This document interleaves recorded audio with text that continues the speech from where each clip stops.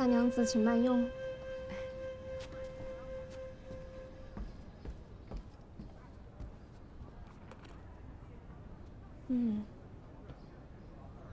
想不到竟有如此高手啊！这一手做茶的功夫，比我不知强多少倍。茶沫色白如雪，久久不散，真是好看。这是小老儿家的大闺女。因为早前在国公府上伺候过一些千金们，多少也学了点蠢笨的手艺。大娘子莫见笑。那多大了？定亲了没有？哦，还没有，还小呢，也得些时日。你这大女儿生得伶俐清秀，那其他的几个，应该也都不差吧？要不叫出来一起看看？小老儿只有二女，次女年方8岁，淘气得很，整天泥猴一样山上山下的跑，见不得贵人。禀大娘子，都全了。正事儿来了。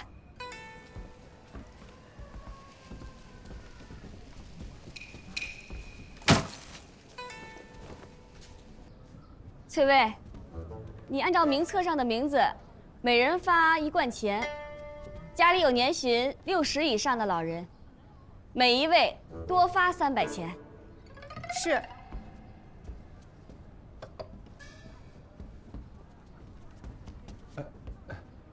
大娘子，您这是？这大伙儿都辛苦了，如今这庄子兴了故了，我头一次来，略给大家来点赏钱，也让大伙儿都高兴高兴。叫什么名字？王生。3贯。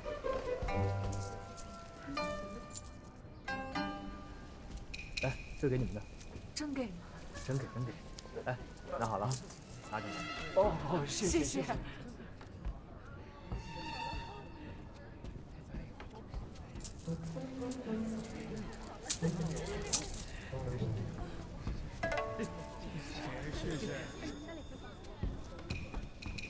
来下一个。来，一户一户来。谢谢。谢谢啊。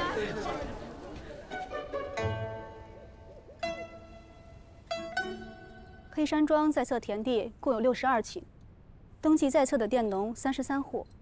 徒儿哥哥带人细细丈量了一遍，发现土地多出了960亩，佃户的数目也对不上。大约是有多出来的吧？大娘子猜得准。发钱时有大概4、5个人来领钱，可他们的名字都不在名册上，却口口声声说是黑山庄的人。我按照您事先吩咐的，并没有为难他们，把钱都发了，他们才走的。你们在田间的时候，就没有人跟你们私下说几句吗？有。哦，有人来告徒儿哥哥，说是那8老福并几个管事的，都在外面私置了田产，登记在亲戚名下。那些多出来的田地和佃货，应该是隐瞒不报的，每年的收成也都进了他们几个的腰包。若不是先准备了这一筐钱，也钓不出后面那么多条大鱼来。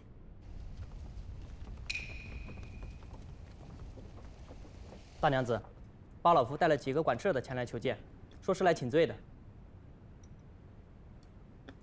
叫上来吧。几位，里面请。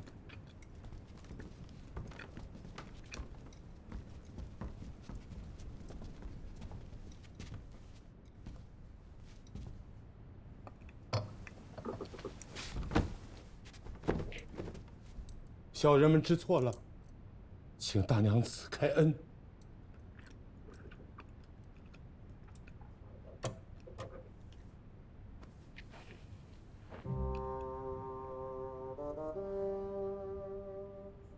你们是罪臣家奴出身，当初国公府被抄时，同你们一般的早就被教发卖了。你们是随着庄子赏赐下来的，如今国公府已经被抄干净了，你们倒是藏了许多家私，还想合起伙来蒙骗我，果是好奴才。都是小人们被猪油蒙了眼，小人们知道错了，盼大娘子开恩呐！我马上就让他们把外面的田庄给卖了，银钱充公。住口！难道大娘子是贪图你们几个钱吗？罢了，你们照看庄子田地，也是积年累月的辛苦，就是有点积蓄也算不了什么。不过隐瞒庄上的田亩，私蓄佃户，这可是犯了家规的。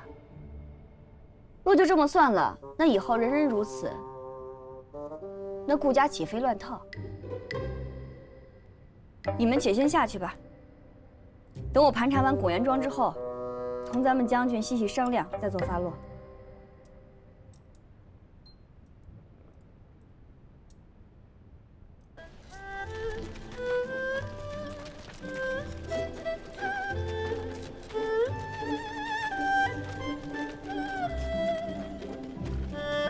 奴婢来之前已经提前打探清楚了，这古岩庄与黑山庄有不同。古岩庄是多年前就被查抄的罪臣家产，归入皇庄亦已10来年了。这块产业为御派的管庄太监掌理，皇字当头，庄里不论出了什么事儿，也是少有人过问的。这古岩庄的水，怕是更深了。大娘子，只怕咱们在黑山庄使的那一招不大管用了。咱们在黑山庄折腾了好几天，怕是消息早就传出去了。这套方法肯定不行，得再换个法子才行。咱们队伍里好像少了几个，别是走丢了。又不是荒山野岭的，怎么能走丢？是我叫了几个机灵的，打扮成货郎，去佃户家里打探消息去了。咱们这些人太引人注目，必定会被防得滴水不漏。干脆就竖个杆子在那儿，任凭那些庄头管事的来纠缠，实则咱们背地里早就派人去打探消息，怎么着也能摸出个底细来。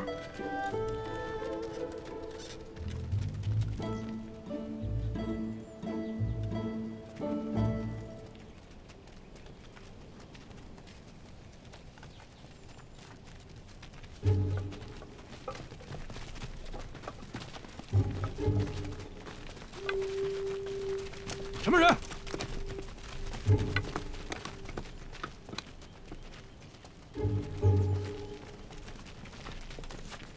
大娘子庄恩。大娘子庄恩。不敢不敢，快起来吧。听说吴管事是宫中吴内官的族亲，失敬失敬。小人岂敢，不过是9拐18弯的亲戚，占着个名头，好混口饭吃。那等我们查过田产账目之后，再好好叙叙家常吧。这几个是分管田地、果园、山林、佃户人口的管事，大娘子有什么尽管问他们，但凡庄内之事，他们无一不晓，管保是问不倒的。榆林册以及账本及文契均已备好在庄上，等候大娘子过目。若有缺失，也可着人立即补齐。这一看就是准备好了假的账，不怕查。日后你管账，可要放着这手。不急不急，我查了几天的账，有些眼酸背疼的。这里风光尚好，不如散散步，舒缓舒缓。咱们不妨边走边说吧。也好，也好。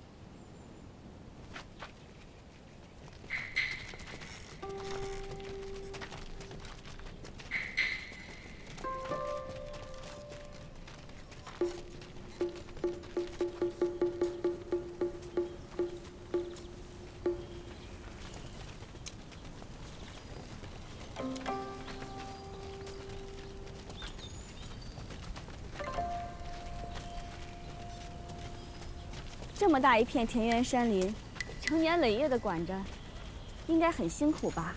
辛苦不敢说，倒也扔了一大半的心血在这庄子里头。官家将这庄子赏了过来，原本叔爷是想给小人再找别的差事，可小人在这庄子前后这许多年头，里外也有了情分，只想留在庄子里头效力。只怕耽误了吴总管的前程，惹人笑话呀。我那老叔爷与宫里的诸位内官都甚有交情，都说顾将军素来豪迈大方，大家伙都乐意与之结交。且顾将军是陛下面前红人，想来别人也不敢有什么言语。谁敢使唤元皇庄的管事啊？我若真留了你，不知外头人要怎么笑我们顾家没规矩呢？即便是顾家的亲长，也要立时来骂了。吴管事也不能卖身为奴，入我顾家的门呀。到底是与理不合的，岂不成了天大的笑话？做什么呢？到庄子里来干什么？快说！你们不说什么？快说！说！大娘子，说！说不说？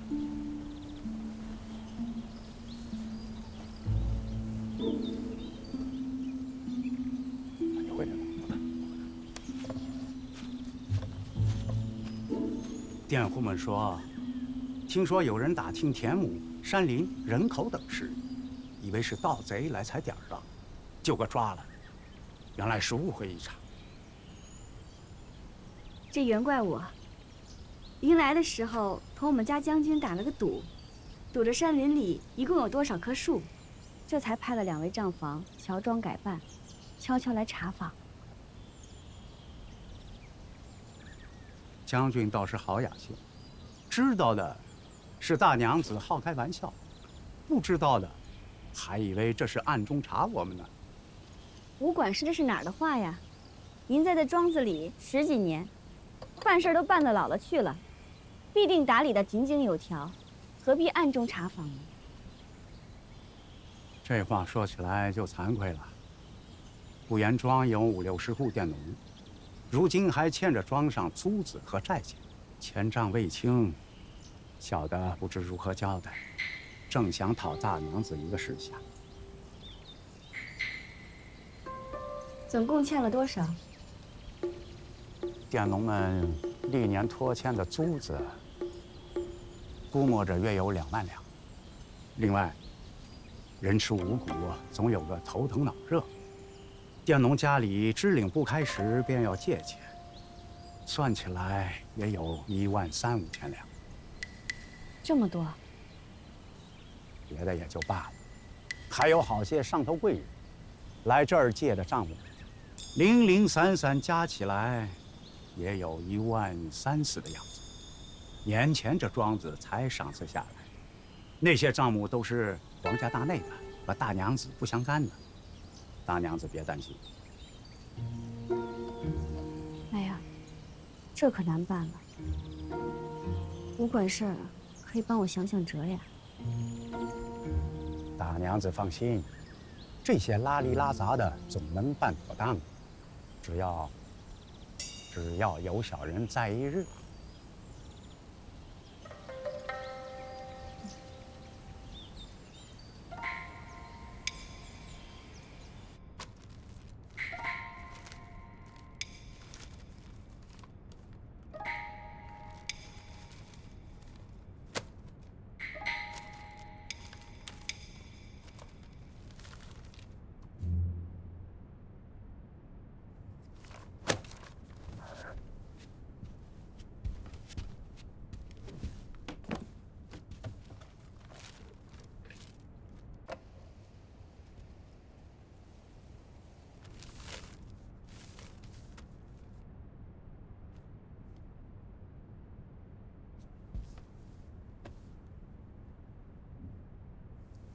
皇帝哪是赏赐田庄呀？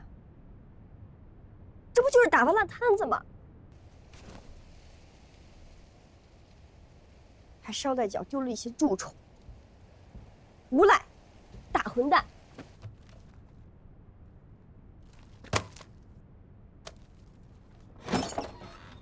哎呀，是谁惹大娘子这么生气呀？这怎么这么多欠条啊？你不是这几天要去西郊大营吗？怎么又回来了？都操练完了，我不放心你，就回来看看。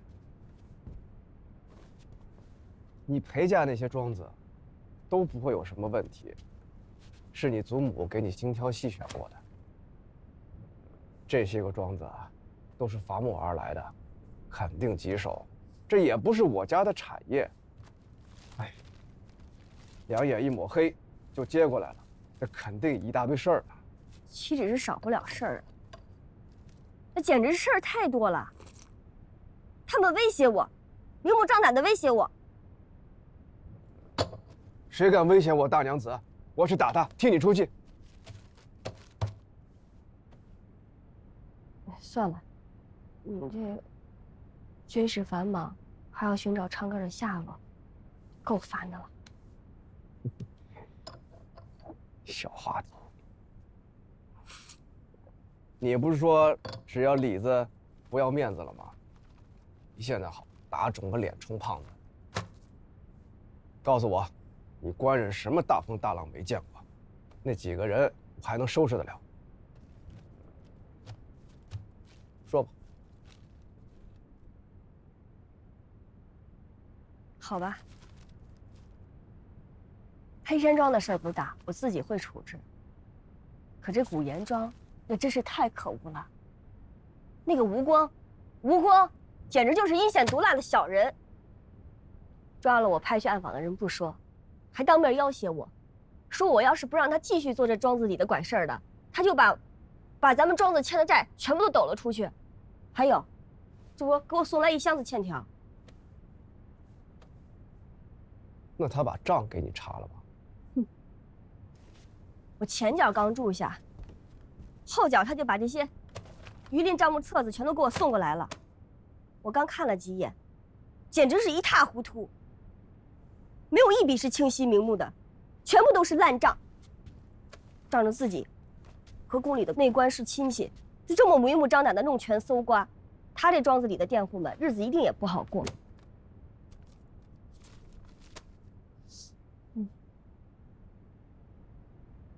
你看我做什么？你好看呀！我从来没见过你这么义愤填膺、张牙舞爪的样子。哎，这才是盛名兰呐！哎呀，我都气成什么样了，你还取笑我？哎呀，好了，你自己收拾这烂摊子吧。大娘子莫生气，别为了这些小事气坏了身子。我明儿就去会会那个吴光，看看到底他有几斤几两。咱们俩本来是说好了，你主外，我主内，原是各司其职。你外头的事儿我帮不了你，难不成就那里头你也要管？那你娶我，可就亏了。你官人我最擅长去当这个恶人。况且这些黄庄的事儿不能算是家务事儿，应该算是国事。你可别是拿我寻开心的吧？谁拿你寻开心？我问你，当今天下最挣钱的买卖是什么？最好的行当是什么？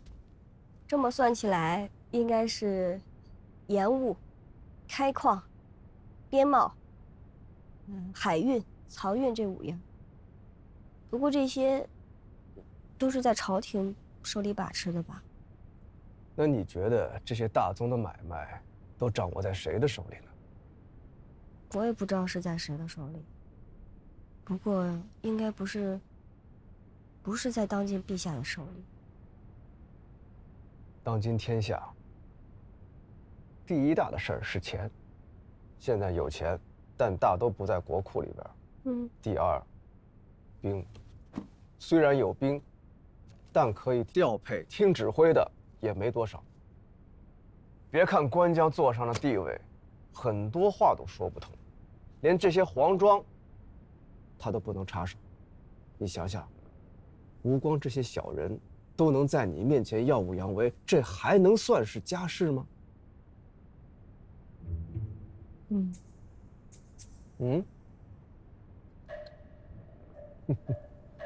既然是国事，你就别操这心了，让官人我来管吧。你累了一天了，去梦里更衣吧。我出了一身汗，是不是都臭了？洗了睡才舒服。走走走。大娘子亲自服侍你。好啊。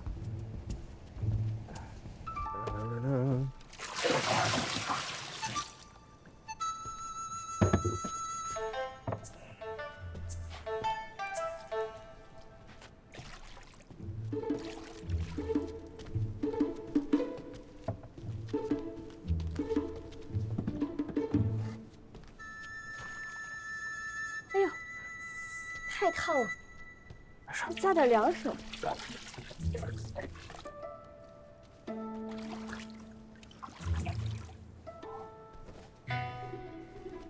泡子就是越烫越好。哎呦，哎呀，你受伤了？啊？没有啊。哎，看什么呢？啊，你说那个啊？不是，今天教场练兵的时候有人误伤了，我帮着一块抬人来着，身上就沾上血了，不是我的血。你相公我命大得很，死不了。你可别这么说，万一呢？万一你要是有什么好歹的，那我下半辈子不是还指望你呢吗？哎，你知道吗？上次我手指头都差点碰到阎王爷了，他都没能把我收走。你说还能有什么玩意？是这次吗？问你呢，是这次吗？这种事儿还是不知道的好。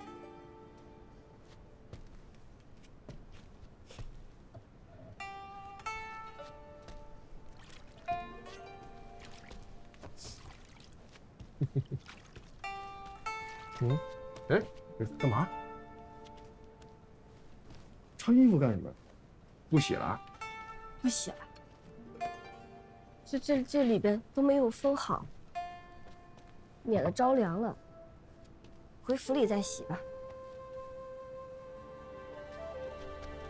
娘子，这么心疼你官人呢？着凉了会生病的。这将军府偌大的产业，都是你搏命拿回来的，我会替你好好守着。哎，娘子，我在岭南的时候，听说一个故事，说是有一个妇人，她丈夫出去偷情，让她知道了，心里又是害怕又是愤怒，于是，她就在她家院子里边摘了一种草叶，每天做饭的时候下在她丈夫的汤药里面，她丈夫喝着，半年就身亡了。郎中从她的尸体里都查不出毒来，知道吗？这是一种特别的草药，叫做回春，杀人于无形。你别跟我说了，这故事一点都不好听，怪吓人的。我以后也去偷情，你就可以拿这种回春毒死你官人我，千万不要手下留情。我要你的命干什么呀？我就想把我的命放在你上别，你可别这么对我，怪吓人呢。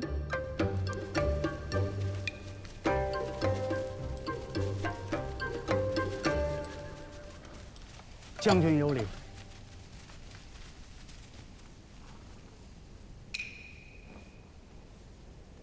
不知将军这么早叫小人们来，所谓何事？倒也没什么大事，昨日我家娘子过来查账，说账目混乱，难以理清。回了家，她就着急上火，生了场小病。我不得不来帮她管管这古元庄的事儿。将军恕罪。这几年年景不太好，欠收便要举债，有了亏空，小人也是无奈。是吗？吴管事如此体恤佃户，也是他们的福分。前几日我娘子去黑山庄查账，赏给当地的佃户们1人1贯钱。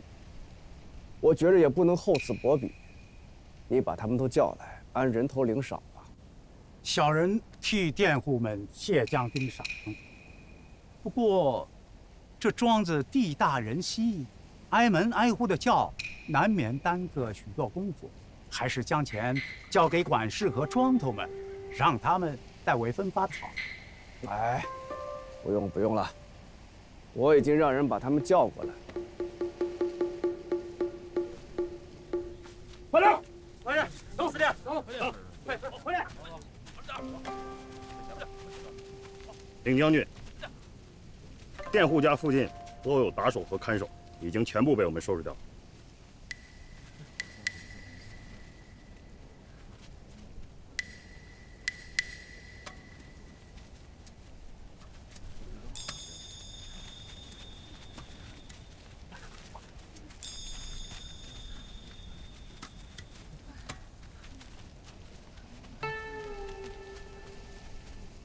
今日啊，我把你们叫过来，一个是领赏，还有一个我要问问你，这10几年来日子过得怎么样？有没有遭庄头和管事的盘剥和虐待啊？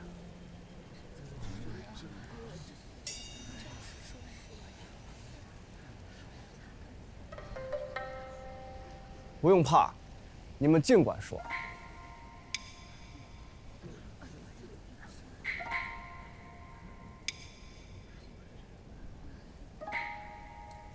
陛下已经把古岩庄赏赐给我了，今后我就是这里的东家，管事的全部会换人，你们手里的田契和饭碗都在我手上，今后只需听我吩咐，别的不用管。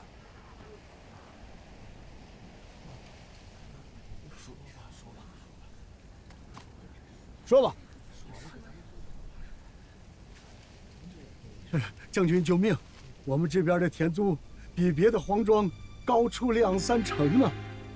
吴管事，他还奴役我们给他干私活，逢年过节索钱要人，不定找出什么由头，他就加租啊。是啊，还有几个庄头极为好色，已经糟蹋了好几家的女儿，连我媳妇儿也不放过。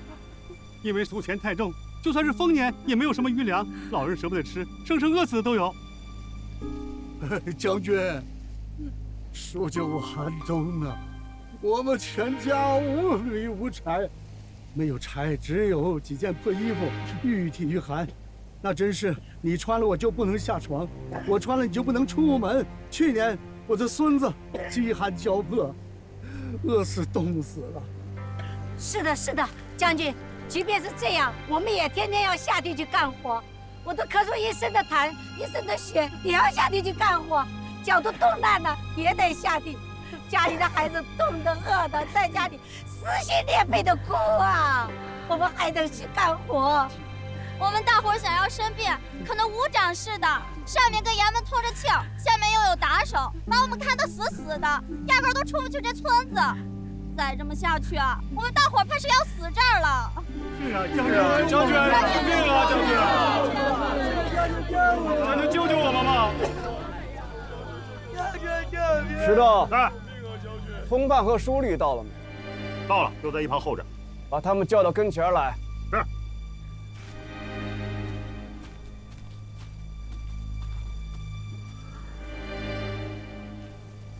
将军，通判到了。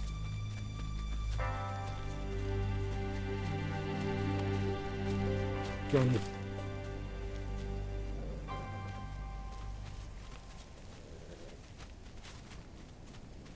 吴管事，要不要去这些佃户家里面一个个查查，免得他们夸大其词啊？将军，可别忘了，这个庄子还有一大批借款尚未收回。便是把我们几个押到有司衙门，告倒了，传出去可是丢了皇家的脸面。这话是你说的吗？只怕是你宫里那位老叔爷说的吧？他一个贪污纳贿的内官，还要什么脸面？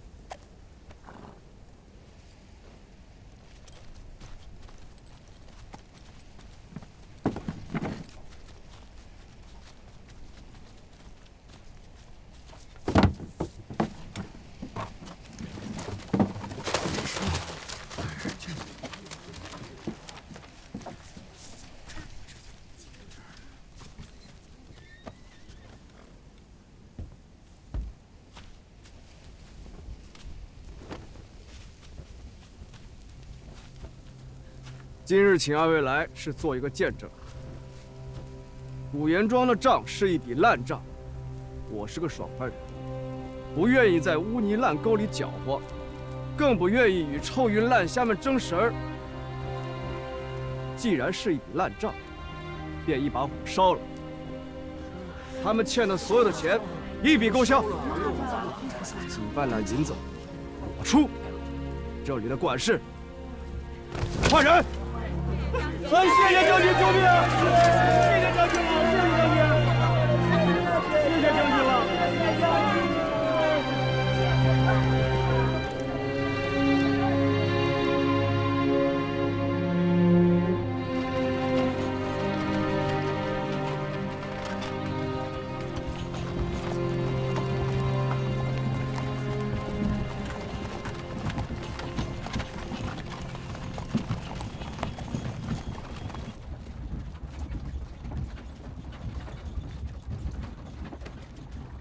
白崇庆，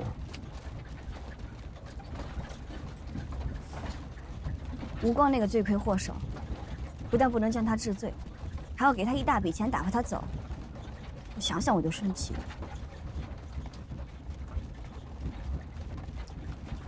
欠款我自己可以出资抹平，皇家的面子也得保。吴光这伙人在此彷徨了10几年，树大根深。这一查起来牵连甚广，还不到政治这些小贼的时候。事情总有轻重吧？这我都懂，就是心里生气。他做了这么多坏事，还能逍遥法外、平安无事，这不公平。平安无事。只怕我见到。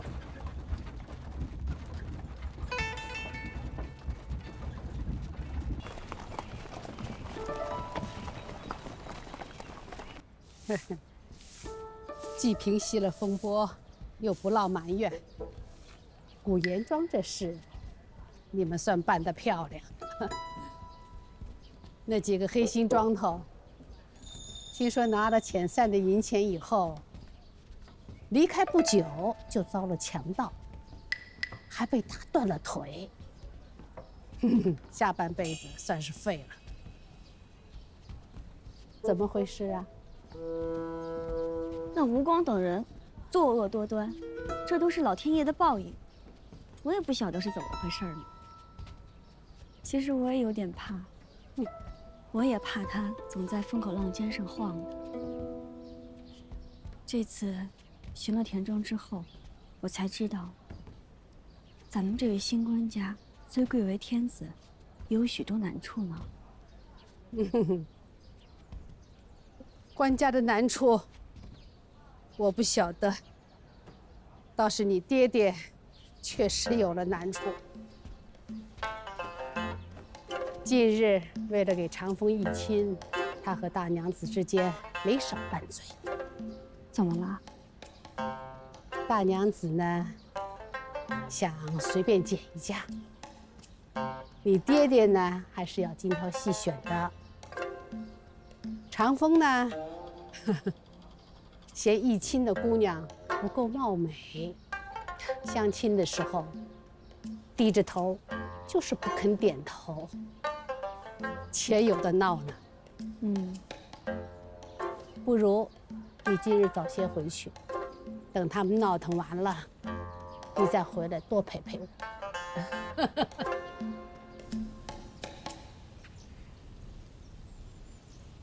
据老奴听到的，他手下的庄子里弄出了几万两银子的亏空，如此一来，岂不是吃了暗亏？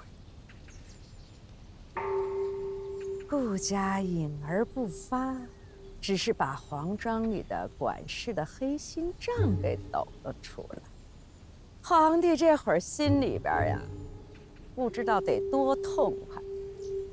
将来呀，裁减人手，安插心腹，也就有了由头了。皇帝的心腹中啊，也只有顾二手头是宽裕的，收拾这个局面。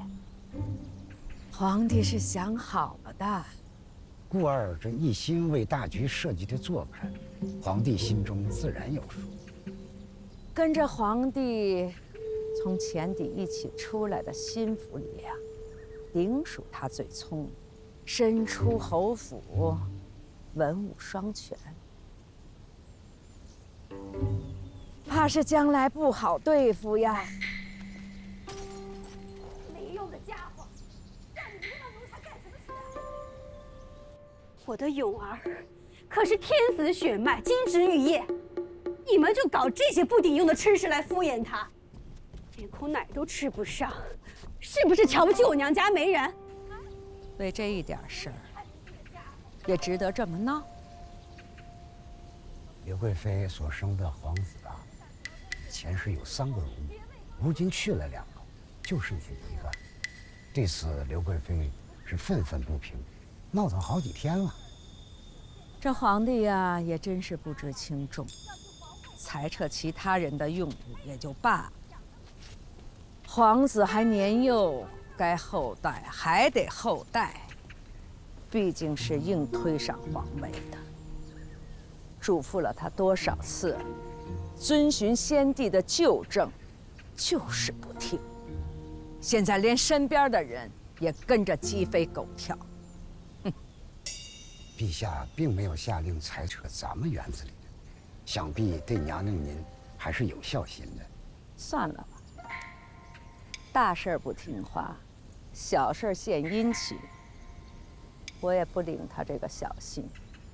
要裁就都裁了吧。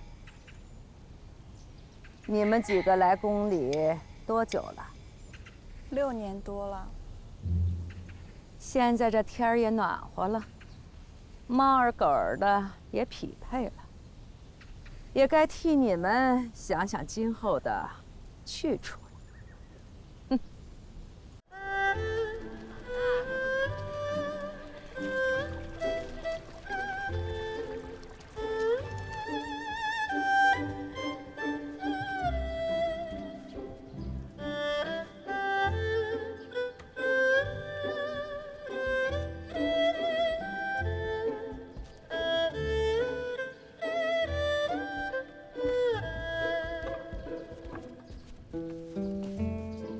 别！若是平日我就让你画了，今日可是开春以来第一次记录谢恩，可马虎不得。眼看时辰不早了，你再给我这么画，画坏了我还得重新梳洗。怕什么？当今皇后娘娘最温和善良。当初我在禹州的时候，嘴一馋就去她那吃东西。她知道你是我娘子，定不会苛求。从前是从前，现在可不能像从前那般无拘无束。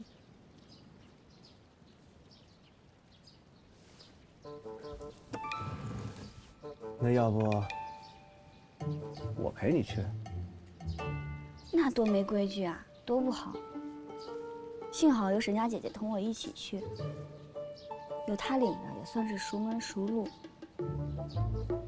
我到了宫里，我就尽量少说话，多磕头就是了。别的一概不问，一概不提。装傻，装傻，我是老手。小狐狸崽子又要装羔羊，不是小狐狸。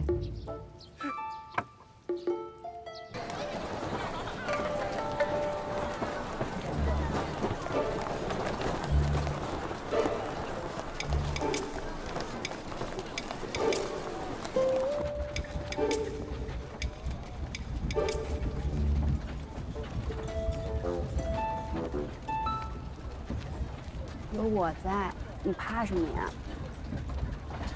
我姐姐啊，是最和善不过的人了。我小时候经常弄丢鞋子、弄脏衣服，她都从来没有怪过我。你这么温婉漂亮，她一定会很喜欢你的。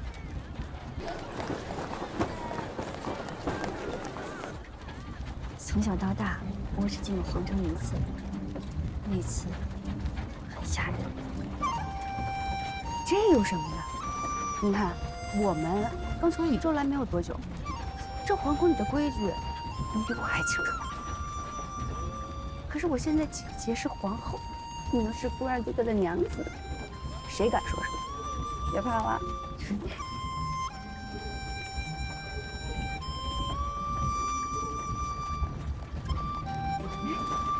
你看，你们家孤儿哥跟着你呢，肯定是怕你怯场。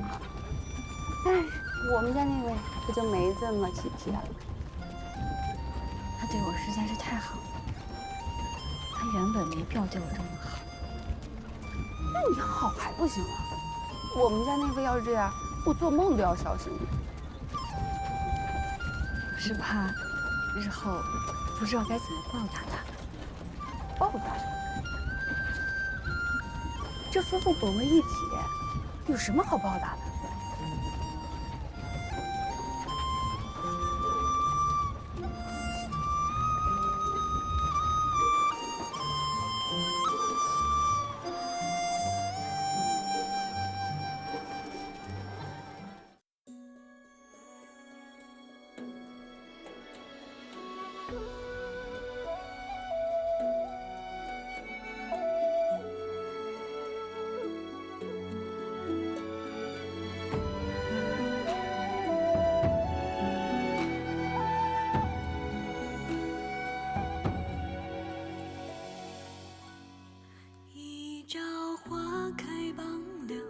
熏香无觅听候，